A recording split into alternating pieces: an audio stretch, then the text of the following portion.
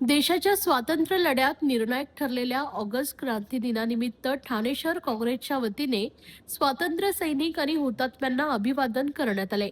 9 August 1942 रोजी मुंबईतील ऐतिहासिक ऑगस्ट क्रांती मैदानावरून महात्मा गांधी आणि भारतीय राष्ट्रीय काँग्रेसने ब्रिटिश सत्तेविरोधात छोडो भारतचा नारा देत करा किंवा मराचा निर्धार व्यक्त केला होता।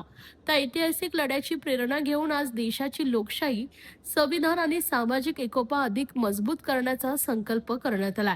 ठाण्यातील कोटनाका येथील संविधानाच्या उद्देशिकेच्या शिल्पासमोर शेकडो काँग्रेस पदाधिकारी व कार्यकर्त्यांच्या उपस्थितीत हुतात्म्यांना विनम्र अभिवादन करण्यात आले। यावेळी संविधानाच्या उद्देशिकेचे सामूहिक वाचन करून संविधानातील समता, स्वातंत्र्य, न्याय आणि बंधुतेची मूल्ये घराघरात पोहोचवण्याची प्रतिज्ञा करण्यात आली। त्यानंतर डॉक्टर बाबासाहेब आंबेडकर यांच्या पुतळ्यास पुष्पहार अर्पण करून अभिवादन करण्यात आले।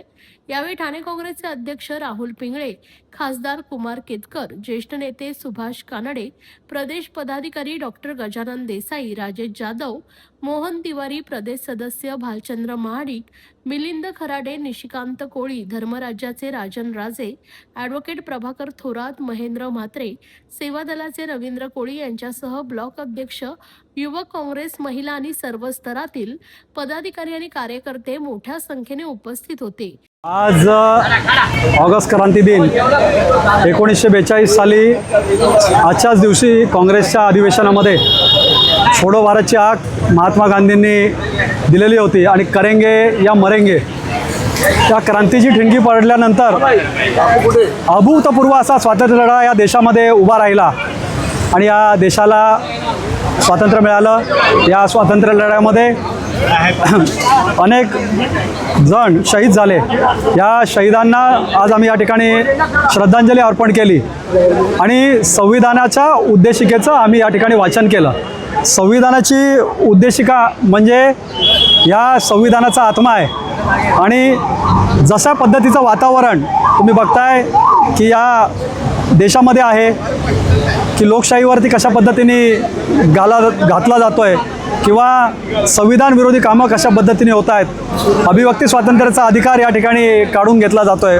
म्हणून या देशातली न्याय जी मूल्य आहेत संविधानाने दिलेली, न्याय, बंधुता आणि समानता ही अबाधित राहावीत याकरता आम्ही या ठिकाणी प्रतिज्ञा केलेली आहे आणि येणाऱ्या काळामध्ये या संपूर्ण देशभर असेल किंवा ठाणे शहर काँग्रेसच्या माध्यमातून ज्याप्रमाणे राहुलजी गांधी प्रत्येक शोषित, पीडित, वंचित यांच्या मागे आवाज म्हणून उभा राहत आहे आणि न्याय देण्याचं काम करत आहेत, कुठेतरी संविधान विरोधी कामं या देशामध्ये होत आहेत। भविष्य काळामध्ये या ठाणे शहरामधून सुद्धा की राहुलजींना अभिप्रेत असलेलं काम आणि हर्षवर्धनदादा सकपाळ यांच्या मार्गदर्शनाखाली या ठिकाणी आम्ही करू, अशा पद्धतीची प्रतिज्ञा आम्ही संविधानाचं प्रिअंबल या ठिकाणी वाचलेलं आहे आणि अशी प्रतिज्ञा मागे उभे राहण्याची आम्ही या ठिकाणी घेतलेली आहे। स्वातंत्र्य इतिहास हा पुरेसा माहीत नसतो।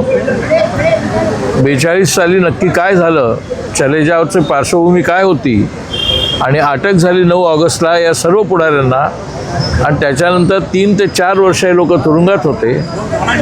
पंडित जवाहरलाल नेहरूंनी त्या तुरुंगवासामध्ये असताना त्यांचं सर्वात महत्त्वाचं पुस्तक लिहिलं म्हणजे डिस्कवरी ऑफ इंडिया। ते तुरुंगात असताना लिहिलं, त्यांना 3-3.5 वर्ष तुरुंगवास झाला होता। आत्ताचे राज्यकर्ते पंडित नेहरूंना शिव्या देण्यासाठी सर्व प्रयत्न करत असतात। जणू काही पंडित नेहरूंचा स्वातंत्र्य लढ्यात काही भूमिकाच नव्हती, फक्त आंबेडकर होते असं म्हटलं जातं, तसं नाही आहे। महात्मा गांधी, पंडित नेहरू, आंबेडकर हे सर्व लोक त्या स्वातंत्र्य चळवळीत होते। सरदार पटेलसुद्धा त्यात होते आणि म्हणून आपण ज्या वेळेला 9 ऑगस्टचा क्रांती दिन ज्यावेळेला साजरा करतो त्यावेळेला या सर्वांचं आपण स्मरण करतो आणि त्यांनी केलेल्या त्यागाचं, ज्यांच्या मार्गदर्शनावर आणि तत्वांवर आपण आज उभे आहोत, तीच आत्ता पायदळी तोडवण्याची एकूण एक चर्चा चालू आहे, सरकारकडनं चालू आहे, सत्तेकडनं चालू आहे।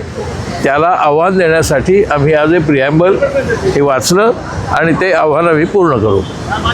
ज्ञान, मुझे हेल्थ केयर फील्ड में करियर बनाना है, कोई स्ट्रॉन्ग ऑप्शन है? बिल्कुल है। अभिनव इंस्टीट्यूट का BPTH बैचलर ऑफ फिजियोथेरेपी। आजकल फिजियोथेरेपिस्ट की डिमांड बहुत हाई है। कोर्स रिकॉग्नाइज है ना? ऑफ कोर्स, ये इंडिया की लार्जेस्ट मेडिकल यूनिवर्सिटी से एफिलिएटेड है। मतलब स्ट्रॉन्ग एकेडमिक वैल्यू। और करियर अपॉर्चुनिटीज कैसे रहेंगे? बहुत अमेजिंग।